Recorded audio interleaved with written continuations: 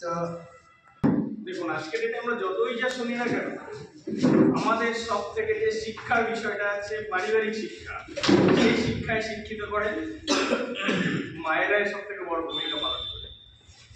Sir যেভাবে কথাগুলো বললেন, স্যারের সেই জায়গা থেকে আমি যদি প্রশ্ন তুলি, আজকের ডেটে আমরা যতই যেখানেই আমরা শিক্ষা গ্রহণ করি না কেন, সব থেকে বড় শিক্ষাটা নেয় বা দেয় সেটা হচ্ছে আমাদের মা। যাই হোক, আজকে ইডব্লিউ পরিবারের যে সমস্ত সদস্যবৃন্দ আছেন তাদেরকে প্রত্যেককে আমার শ্রদ্ধা ভক্তি প্রণাম এবং ভালোবাসা। আজকে এই প্ল্যাটফর্মে যিনি নিয়ে এসেছেন তার নাম হচ্ছে বিজয় মন্ডল মহাশয়, যার হাত ধরে এই প্ল্যাটফর্মে আমি এসেছি, তাকে আমার শ্রদ্ধা ভক্তি। এবং এখানে রয়েছেন সিএমডি যিনি আছেন বেডু সেমরম এবং স্যার নাজুল স্যার, এবং প্রত্যেকে আমার প্রণাম এবং ভালোবাসা করতে।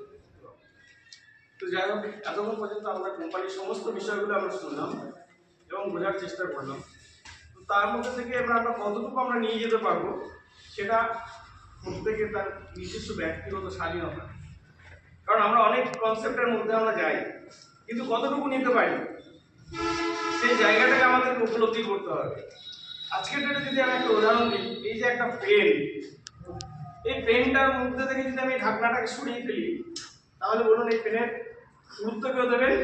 আপনাদেরকে কেউ যদি দিই, যখনই আমি ঢাকনাটা লাগাবো তখন কিন্তু এই পেনের গুরুত্বটা চলে আসে। তো এই জায়গাটা কিন্তু টোটাল লেখাপড়ি কে করছে? পেনটাই করছে। তো এই জায়গাতে আমি যদি এটাকে পার্সেন্টেজ ধরি 95, এটাকে যদি ধরি 5, আমি বলবো একটাই কথা, আজকের ডেটে দেখুন 95 এর মূল্যটাই বেশি দাঁড়াচ্ছে, তাই তো? এটা অনুযায়ী পার্সেন্টেজ থেকে 95 হয়েছে, কিন্তু এই 5% না হলে 95% এর কোনো মূল্য নেই। তাই একটাই কথাই বলবো, যদি কাজ করতে হয় 5% এর কথা ভেবেই কাজটা করবেন। কারণ 95% মানুষের জায়গায় যদি আমরা থাকি তাহলে হয়তো সবাই চোখে বড় করবো না। আজকে এই পেনটা যদি আমি বুকে লাগাই 5%টাকে দেখবো, কিন্তু কাজ করতে গেলে 95% দিয়ে আমাকে কাজটা করতে হবে। তাই আজকে যেহেতু আরো বিস্তারিত আলোচনা আপনারা শুনলেন, আগামী দিন হয়তো আরো ভালোভাবে আপনাদেরকে বোঝাতে পারবো।